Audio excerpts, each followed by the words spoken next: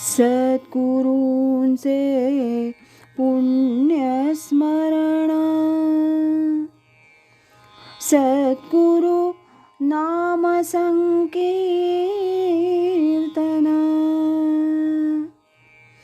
सद्गुरु गुणानुवाद गान, श्रवण मनन सद्गुरूंचे, श्रवण मनन सद्गुरूंचे.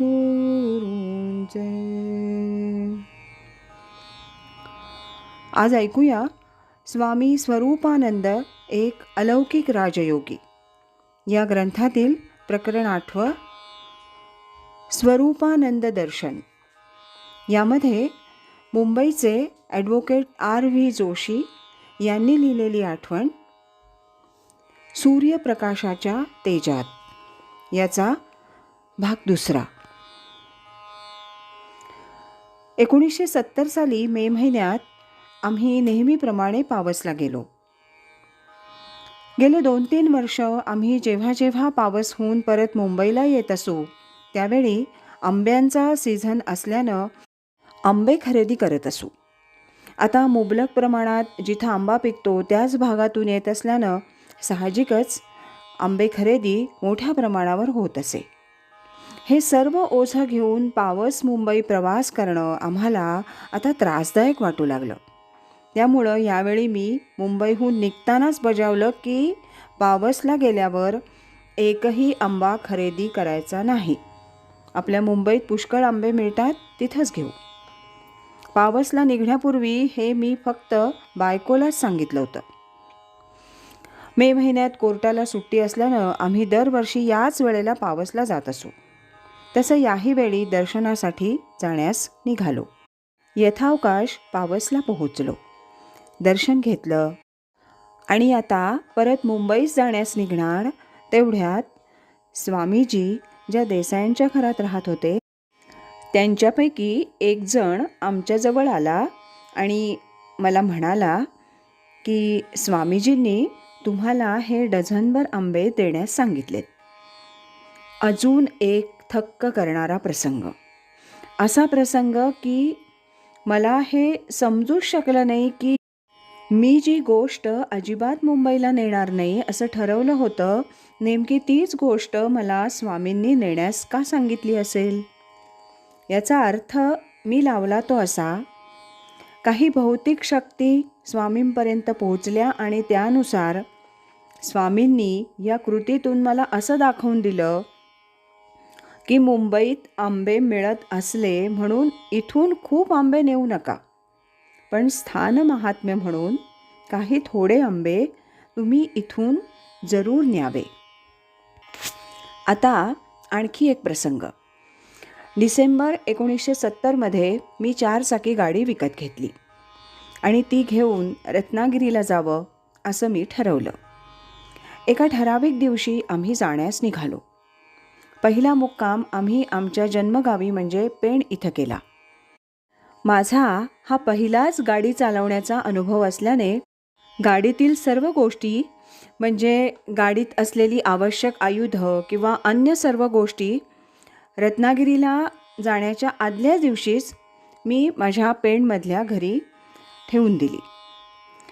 दुसऱ्या दिवशी जेव्हा आम्ही रत्नागिरीला जायला निघालो त्यावेळी ऐनवेळे जर का वाटेत गाडी ब्रेकडाऊन झाली तर दुरुस्त करण्यासाठी जी हत्यारं लागतात ती गाडीत ठेवावयास हवी होती, पण मी ती गाडीत ठेवायला विसरलो आणि 4 किलोमीटर पेणच्या पुढे गाडी आल्यावर मला हे आठवलं.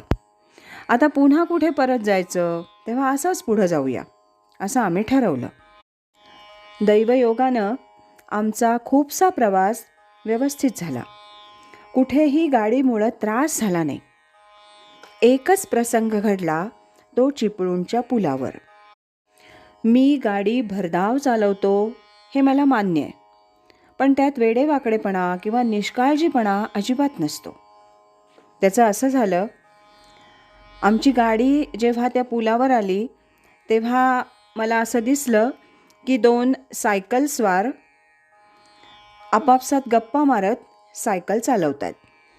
एक रस्त्याच्या या कडेला आहे, एक दुसऱ्या कडेला आहे.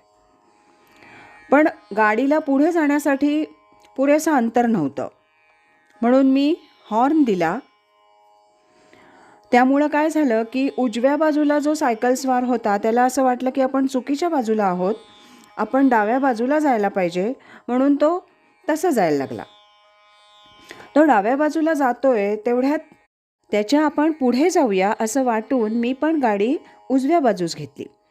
पण त्या सायकलस्वारास आपण पटकन डाव्या बाजूस पोहोचू याचा अंदाज आला नाही.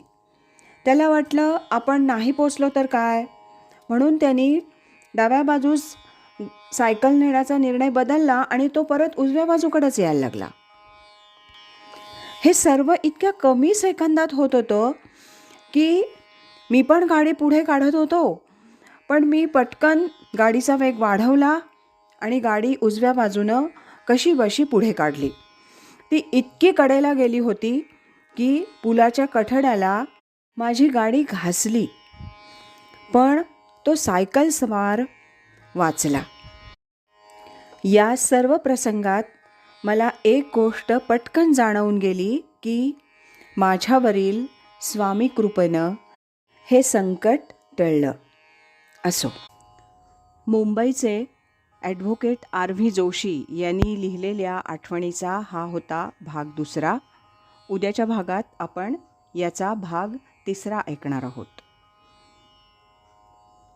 श्रीमद सच्चिदानंद सद्गुरू श्री स्वामी स्वरूपानंद महाराज की जय. हरि ओम तत्सत.